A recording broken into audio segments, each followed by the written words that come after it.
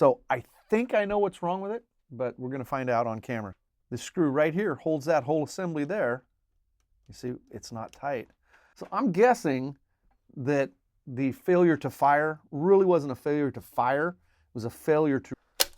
We're staying cocked. We obviously fire at this point. So I may shoot a couple live rounds in this. Hi, and welcome to Over the Gunsmith's Shoulder. I'm Gene Kelly, president of the American Gunsmithing Institute. And in this segment, Master Gunsmith Ken Brooks is going to walk you step by step through a gunsmithing repair. You're going to learn a lot. And if you'd like to learn to be a certified professional gunsmith, then go to AmericanGunsmithingInstitute.com and request an information package. Now let's learn from Ken.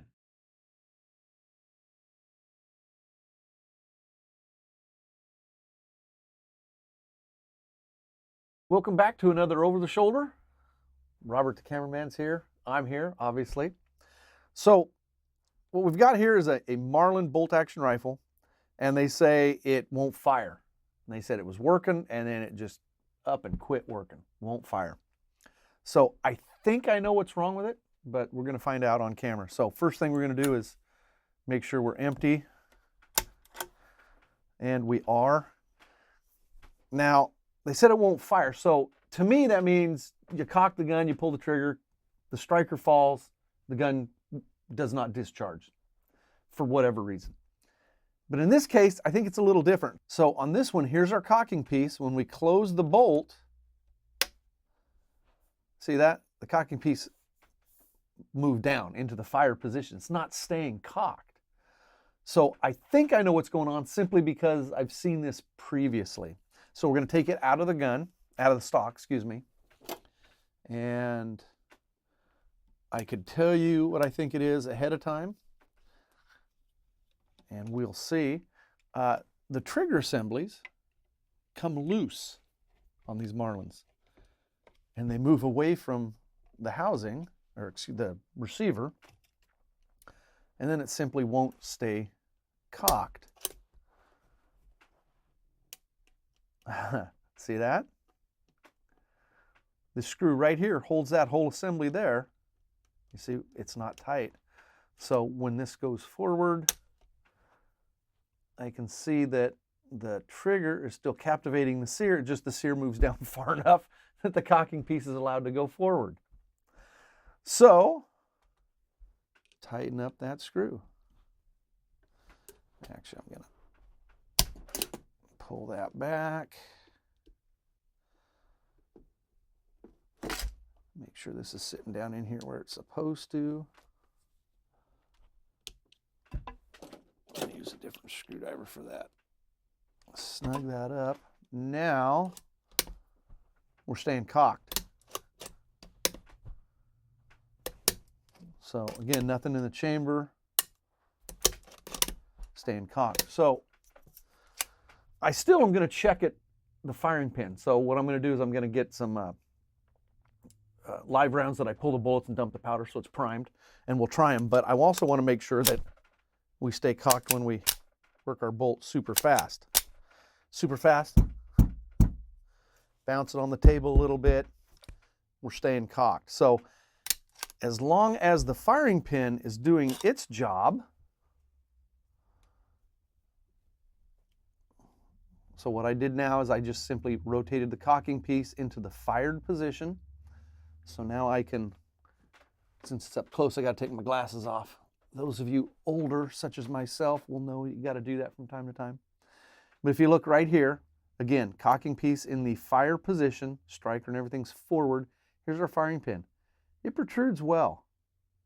So I'm guessing that the failure to fire really wasn't a failure to fire. It was a failure to remain cocked.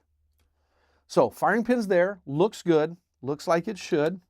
We don't follow down anymore. Slide the bolt in there.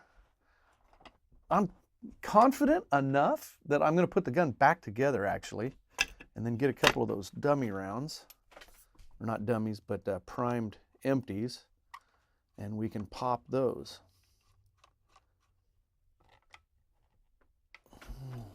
So Gonna go ahead and put the magazine back in.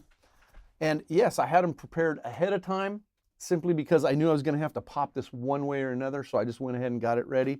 So I have two different brands here just to try. 17 HMR, close the bolt, we stayed cocked. Primer.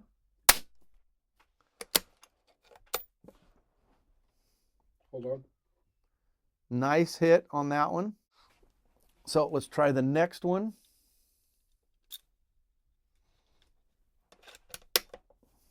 Primer.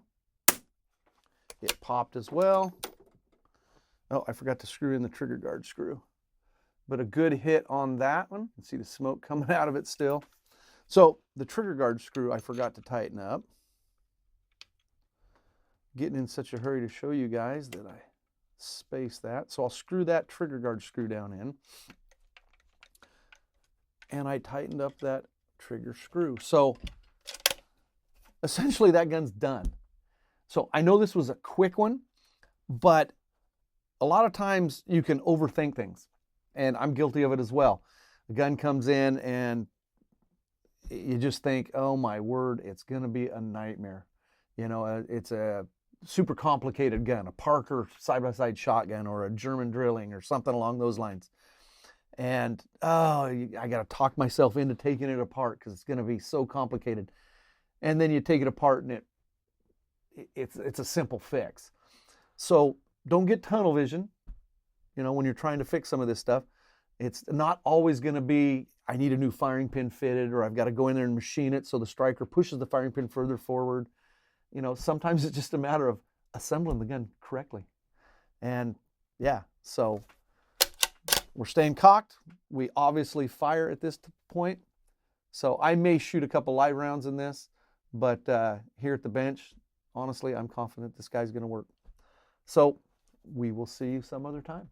Have a good one, guys. If you want to learn real gunsmithing and see more videos like this, be sure and like and subscribe so you don't miss out. If you're interested in training to be a real gunsmith, go check out the American Gunsmithing Institute.com, or for your own firearms training, AmericanGunsmith.com.